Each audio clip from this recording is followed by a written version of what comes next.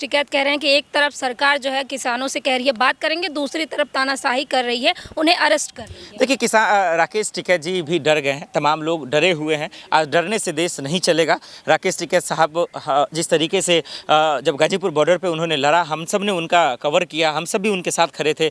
लेकिन आज कहीं ना कहीं उनके भोलेपन से, उनके तेवर से किसान भी आपस में कहीं ना कहीं नाइंतफाकी की वजह से, नाराज़गी की वजह से कमज़ोर हो चुके हैं। एक होना पड़ेगा। राकेश टिकैत को जाना चाहिए था, पूछना चाहिए था सरकार से कि क्यों, आखिर जवाबदेही क्यों नहीं है, क्यों कमज़ोर हो गया किसान, क्यों हटाया गया है, उनका ये पूछना चाहिए था। तो कहना और करना दोनों में फ़र्क हो गया है। राकेश टिकैत का भी वजूद थोड़ा कम हुआ है, वो नहीं होना चाहिए था। राकेश टिकैत को ध्यान देना चाहिए, उनको संज्ञान में लेना चाहिए था, क्योंकि वो एक मुख्य चेहरा बने थे, लोगों की उम्मीद बने थे, किसानों की उम्मीद बने थे, एक मसीहा के तौर पर देखा जा रहा था। लेकिन आज कहीं ना कहीं देखिए, जब लखीमपुर खीरी में किसानों को मार दिया गया, कुचल दिया गया, तो वो जाकर वहाँ मैनेज करा देते हैं। तो भाई ये दलाल वाला काम मत कीजिए, ये आप बिचौलिए वाला, बीच वाला काम मत कीजिए। राकेश टिकैत की साख अच्छी बनी थी, उस साख से किसानों की साख को बनाए रखना उनकी जिम्मेदारी थी, लेकिन उस पर भी पानी फिरता नजर आ रहा है। मुझे लग रहा है कि किसान, यही वजह है कि किसान अपनी हक की लड़ाई लड़ने खुद आए, पटौड़ी साहब आए, बहुत सारे लोग आए, लेकिन सरकार सुनती नहीं। ये सरकार जालिमों की सरकार है। ये सरकार कहीं ना कहीं देश के हक के लिए कभी रही नहीं, लोगों की सुन नहीं रही। यही वजह है कि बीजेपी यतीमों की, गरीबों की पार्टी रही है और आम आदमी पार्टी तो अपने आप को कहती है अम्बेडकरवादी।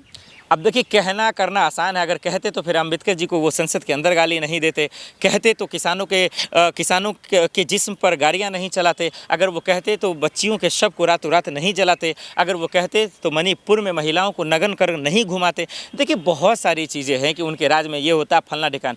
मैडम देखिए, ये आप तो चलिए इस एज में ये तो समझते हैं, लोग अपने बीवी को खुश करने के लिए बहुत सारे झूठ बोलते हैं। तो मोदी जी का बीवी थोड़ी ना पूरा हिंदुस्तान है। यहाँ जिम्मेदारी की बात है, यहाँ समझदारी की बात है। आप झूठ अपने परिवार को मनाने के लिए भी झूठ बोलता है, आप पूरे देश के साथ झूठ बोल रहे हैं और बार बार झूठ बोल रहे हैं। जिम्मेदारी पर रिस्पॉन्सिबिलिटी वाले मसले पर आप बोल रहे हैं, तो ये कैसा गैर जिम्मेदाराना बयान है। तो इन पे उम्मीद करना एक मूर्खता जैसा आज पंजाब के किसान भी तो उग्र हो रहे हैं, जगह जगह जाम लगा रहे हैं, पुलिस वालों से झड़प कर रहे हैं। नहीं, उग्र नहीं हो रहे हैं। देखिए ये मीडिया, देखिए सबसे बड़ा शैतान आज के शक्ल में मीडिया है।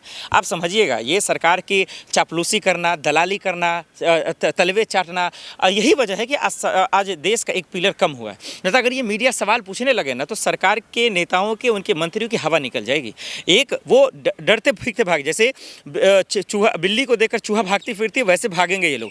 लेकिन आज चंद पैसों के लिए बिक जाते हैं ये लोग, सवाल नहीं पूछते हैं, उनके वाहवाही करते हैं। यही वजह है कि आज महिलाएं, बच्चे, युवा, तो जितनी भी संस्था हैं, चाहे वो अस्पताल का संस्था हो, चाहे वो स्कूल का अस्पताल हो, या जितने भी सेक्टर हैं, तमाम जो आज बेबस परेशान या बिक गए हैं, वो इनकी वजह से। तो मीडिया को समझना पड़ेगा, ये शैतान के शक्ल में हैवान पैदा हो गए हैं और इनसे मासूमों की जान ले रहे हैं। मुसलमान हिंदू कर कर सरकार को बचाते हैं, और यही वजह है कि सरकार उनकी आवाज़ नहीं उठाते हैं। ना तो एक किसान मरेगा ना, सरकार को इस्तीफा देना पड़ेगा, उनकी कुर्सी चली जाएगी। लेकिन आज तो मर्डर हो जा रहे हैं, कैमरे पर गोलियाँ मारी जा रही है, लेकिन कोई सवाल पूछने वाला नहीं है।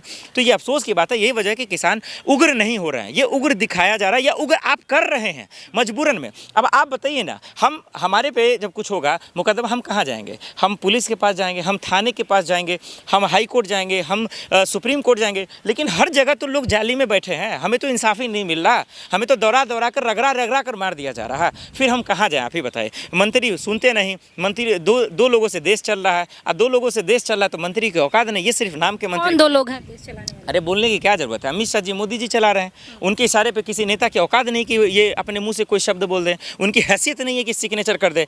तो ये बात हम आप जानते हैं, लोग बोल नहीं पाता डर से, ये नेता मंत्री नहीं बोल पाते हैं।